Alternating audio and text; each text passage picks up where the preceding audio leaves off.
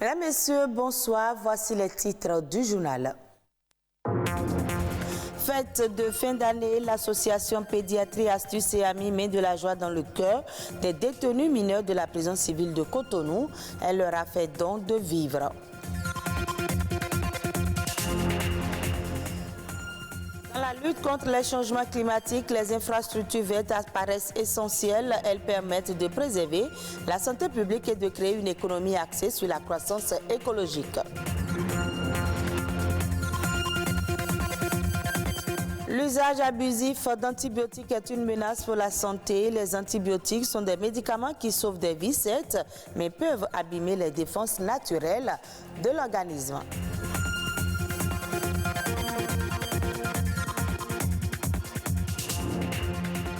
Merci de votre fidélité. La célébration des fêtes de fin d'année n'est pas passée inaperçue.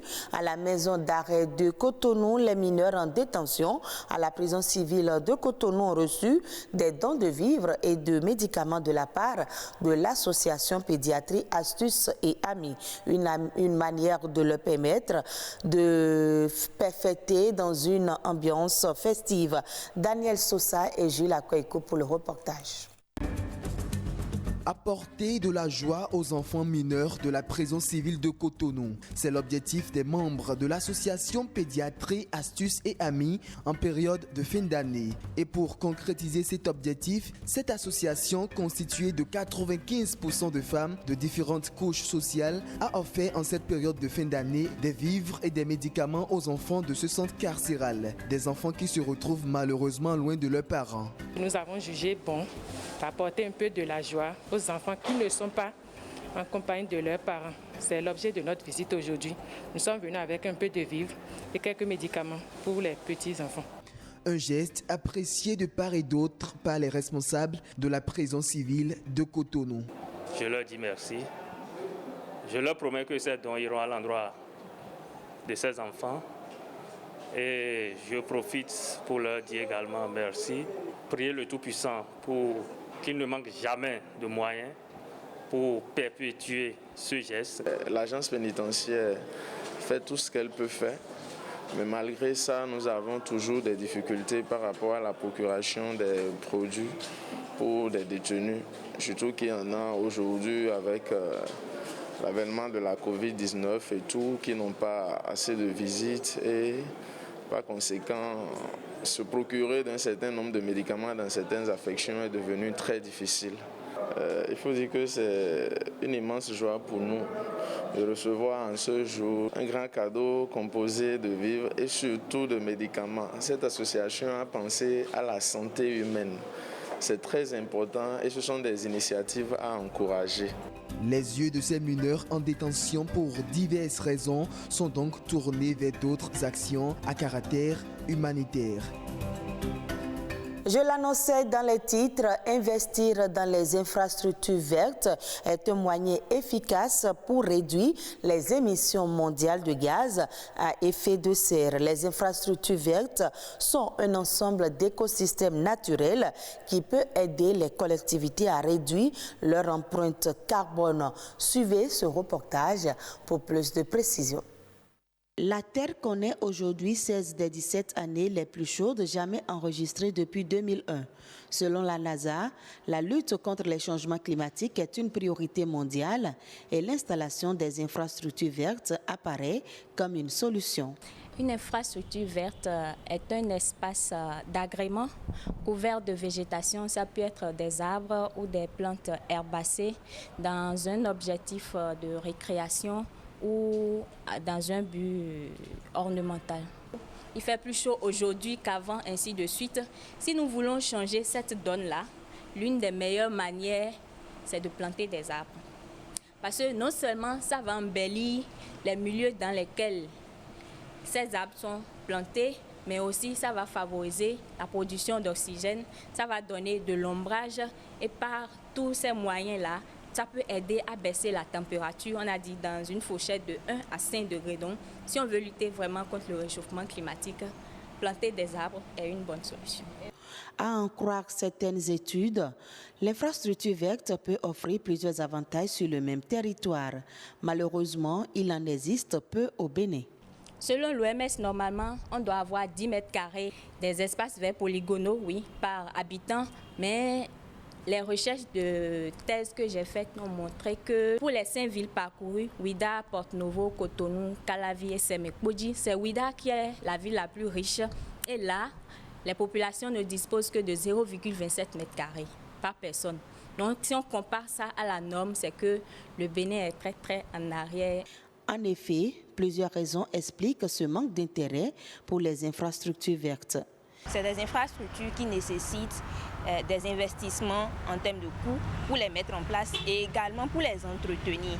Il y a également cet aspect de manque d'éducation à la protection de l'environnement, c'est-à-dire éducation à l'éco-citoyenneté qui fait qu'on ne perçoit pas l'importance déjà de ces espaces-là et ensuite on ne sait pas comment les entretenir. La solution réside alors dans l'adoption de programmes et projets de financement allant dans le sens de la préservation de la nature. Il y a différentes politiques ou différentes méthodes qui sont mises en place pour promouvoir les infrastructures vertes. Ça va de ce qui est prévu à l'échelle du gouvernement à ce qui est prévu à l'échelle décentralisée dans les communes à travers les schémas directeurs d'aménagement des communes qui prévoient déjà que la commune s'investisse dans la mise en place des espaces verts, des infrastructures vertes. Et donc, c'est un travail vraiment à l'échelle nationale et également déconcentré, mais aussi qui doit être vu du point de vue micro, c'est-à-dire la famille. Donc, il faut qu'ils sachent que les infrastructures vertes sont autant importantes que les infrastructures grises et que les populations en ont vraiment besoin pour leur épanouissement et leur bien-être. Investir dans les infrastructures vertes revient à atténuer les émissions de gaz à effet de serre et inciter les populations à trouver ensemble des stratégies communes de lutte contre les changements climatiques. On parle à présent de l'automédication. C'est une pratique très courante qui consiste pour les utilisateurs à soigner leur pathologie en utilisant des médicaments dûment autorisés mais sans avis médical préalable. Et dans le cas des antibiotiques, s'ils sont pris de façon abusive ou inadéquate, ils peuvent avoir un effet contraire, voire même abîmer les défenses naturelles de l'organisme. Armel Zanou, pharmacien, nous donne plus de détails. Un antibiotique, c'est avant tout un médicament dont l'objectif justement est de pouvoir lutter contre ce qu'on appelle les infections.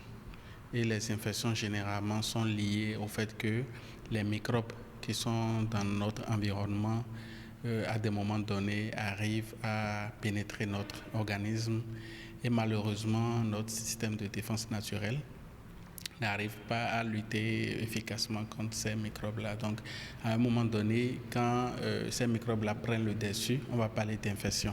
Et c'est à ce moment-là que les médicaments qu'on va pouvoir utiliser pour corriger ces infections, ces médicaments-là, c'est ça qu'on appelle justement les antibiotiques. Dans notre organisme, nous avons des microbes qui sont dangereux et nous avons des microbes qui ne sont pas dangereux. Alors, quand nous prenons justement les antibiotiques sans savoir sur quel type de microbes nous voulons agir, malheureusement, parfois, nous faisons ce qu'on appelle des dommages collatéraux. C'est-à-dire, en voulant tuer seulement les microbes dangereux, on arrive malheureusement à tuer également les microbes qui sont des microbes, disons, qui ne sont pas dangereux pour nous et qui même nous protègent parfois d'un certain nombre de maladies. À force de mettre une pression médicamenteuse sur un microbe, à un moment donné, le microbe commence par développer de la résistance. Parce qu'on va arriver à un moment où les médicaments ne pourront malheureusement plus être efficaces vis-à-vis de ces microbes-là. Donc c'est pour ça que c'est important, avant de prendre un antibiotique, de prendre l'avis d'un spécialiste de santé pour que le pharmacien ou bien le médecin puisse déterminer avec exactitude le type d'antibiotique qui correspond au type d'infection dont vous souffrez. Pour ceux qui le savent très bien, les médicaments n'ont pas que des effets bénéfiques. Il y a ce qu'on appelle des effets secondaires indésirables également qu'il faut prendre en compte. Donc, il faut toujours prendre l'avis des spécialistes. Et le spécialiste le plus proche aujourd'hui, qui ne vous prend même pas de l'argent pour vous donner son avis, c'est le pharmacien. que plusieurs pays sur le continent africain ont lancé des tests pour la mise en œuvre de la 5G, des inquiétudes demeurent quant à la capacité des travailleurs à suivre cette technologie révolutionnaire. Au Sénégal, en Algérie comme au Nigeria, le sujet de la formation est peu présent dans les débats.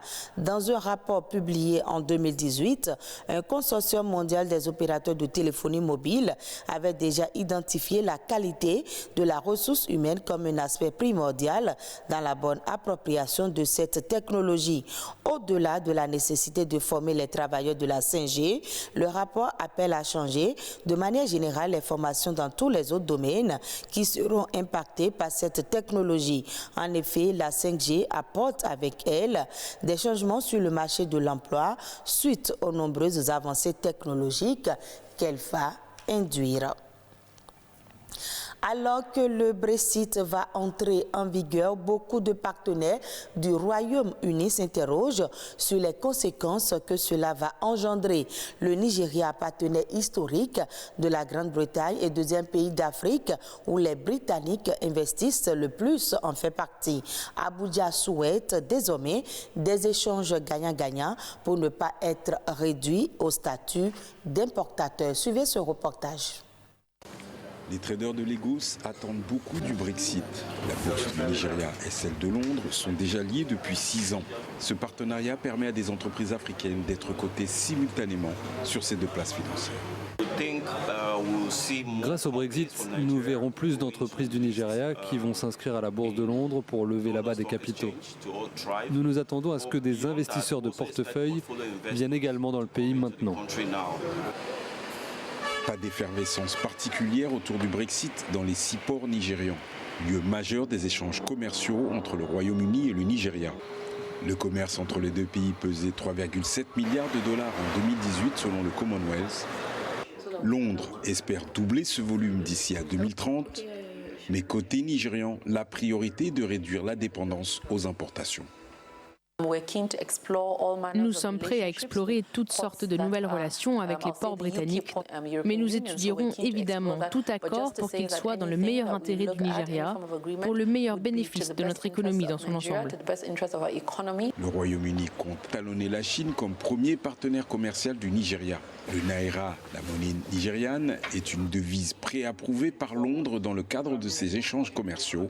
Alors, pour la Chambre de commerce et d'industrie de Lagos, le Brexit ouvre de belles perspectives. Avec ce Brexit, nous demanderons aux Britanniques des accords qui soient meilleurs que ceux que nous avons déjà avec l'Union européenne. Si le Brexit va raffermir les bonnes relations entre Londres et Abuja, le Nigeria se projette en tant que puissance africaine, pensant à d'abord renforcer ses propres capacités. Retrouvez ce journal sur le www.ortb.bj.